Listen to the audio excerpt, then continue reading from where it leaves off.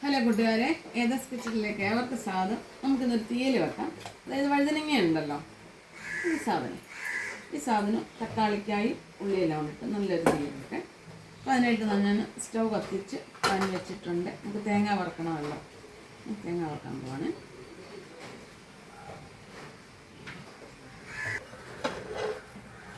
മൂത്ത് വരട്ടെ. നമ്മുടെ തേങ്ങ മൂത്ത് വരുന്നുണ്ട്. ലേശം വെളിച്ചെണ്ണ തീയലിനല്ലേ.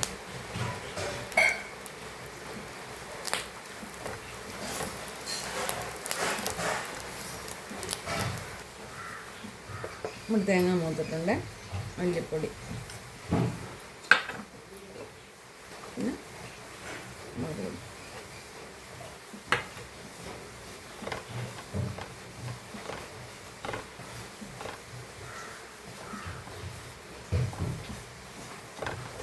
നമ്മുടെ തീലിൻ്റെ തേങ്ങയും മുളക് പൊടി മല്ലിപ്പൊടിയെല്ലാം മൂത്തിട്ടുണ്ട്. ഞാൻ സ്റ്റൗ ഓഫ് ആക്കി ഇത് അരച്ചുകൊണ്ട് വെക്കാൻ. നമുക്ക് എല്ലാം ഒന്ന് വഴറ്റണ്ടേ.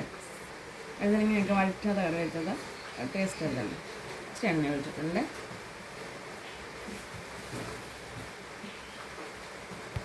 ഇത് ചെറിയ സവാള ഉള്ളിയാണ്. 4 കൊച്ചു സവാള ഉള്ളി എടുത്തിട്ടുണ്ട്.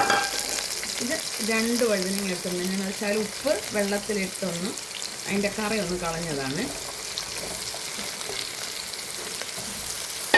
പിന്നെ 2 തക്കാളിക്ക്, പച്ചമുളക്,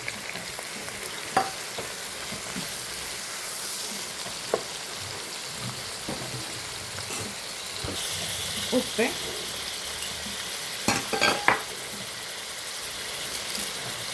കറിവേപ്പില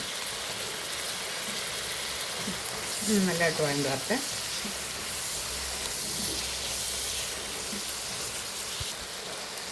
നമ്മുടെ വഴുതനങ്ങയും തക്കാളിക്കും എല്ലാം നല്ലതായിട്ട് വഴണ്ടിട്ടുണ്ട്.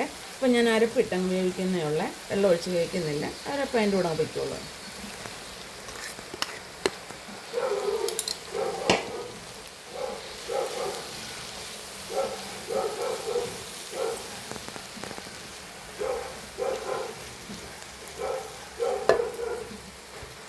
വെള്ളം ഒഴിക്കുവാണ്.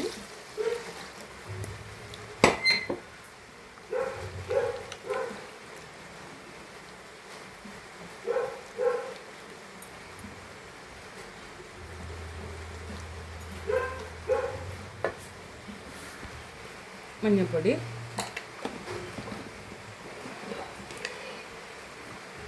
ഉലുവാപ്പൊടി, തീയലിന് ഉലുവാപ്പൊടി ചേർക്കുമല്ലോ. പിന്നെ പുളി, പിന്നെ നമുക്ക് തിളച്ച് കഴിഞ്ഞിട്ട് പുളി കുറവാണെങ്കിൽ ഞാൻ തക്കാളിക്ക് വലിയ തക്കാളിക്ക് ഇട്ടത് കുറവാണെങ്കിൽ അല്പം പിഴുപൊടി പിന്നെ ഒഴിക്കാം.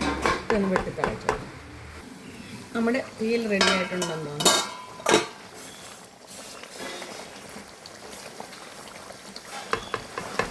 ഉപ്പും പുളി ഉണ്ടോ നോക്കട്ടെ. പുളിയുടെ കുറവുണ്ട്. ഇച്ചിരി പുളിയുടെ കുറവുണ്ട്.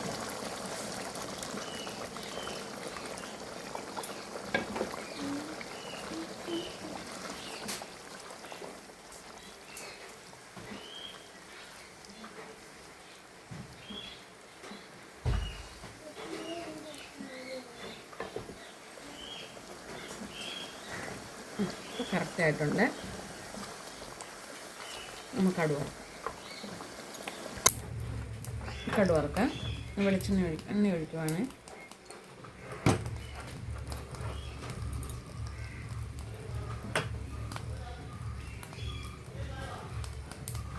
കടുക്, പച്ചമുളക്, കറിവേപ്പില,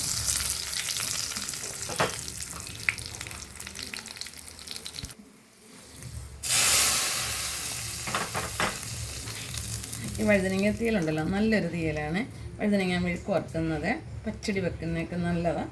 അപ്പോൾ ഈ തീയൽ നിങ്ങൾക്ക് ഇഷ്ടപ്പെട്ട ലൈക്ക് ചെയ്യാനും ഫോളോ ചെയ്യാനും മറക്കരുത് കേട്ടോ. വിഷയായിരിക്കരുത്. നമ്മുടെ